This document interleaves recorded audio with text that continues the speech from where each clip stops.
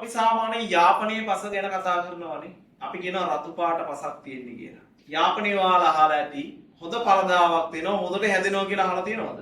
ඔය මුල් කාලේ වාලට මතක නැති ඇති යුද්ධයෙන් පස්සේ වගා කරන්න ගත්ත යාපනයේ සෑහෙන්න පරදාවක් ආවා. ඒකට හැබැයි හේතු තියෙනවා.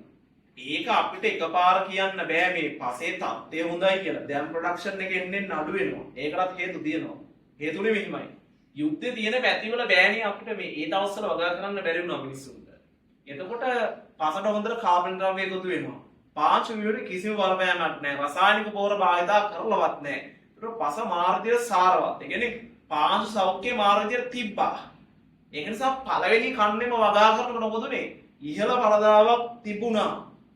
දැන් මොකද වෙලා තියෙන්නේ? එන්න ක්‍රමක්‍රමයෙන් ඒක අඩු වෙනවා. ඇයි? යුද්ධය ඉවර වෙලා දැන් අවුරුදු ගාණක් අපි ඔකේ වගා කරනවා. රසායනික පොර භාවිතා කරනවා. එහෙමනේ පාංචු වලට බලපෑම් මෙල්ල කරනවා. දැන් ඔන්න පාංචු සෞඛ්‍ය ටික පිරිහෙනවා. හැබැයි පස කියන සංකල්පයේදී පොදුවේ ගත්තොත් යාපනයේ පස හොඳයි රතු පාටයි. එතකොට ඒකට හේතුව තමයි මේ කියන තත්ත්ව.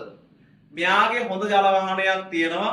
නයිට්‍රින් හරණය අඩුයි. ඒ කියන්නේ චාකෝල් වලට භාවිතයට ගන්න පුළුවන් නයිට්‍රජන් හොඳ ප්‍රමාණයක් තියෙනවා. පිට කරන්නේ නැහැ මෙයා. ඊළඟට කාබන් ද්‍රව්‍ය හා පෝෂක ශරණය වීම මධ්‍යස්ථයි. ගාන්ට පෝෂකක් තියෙන ඔක්කොම තියෙනවා.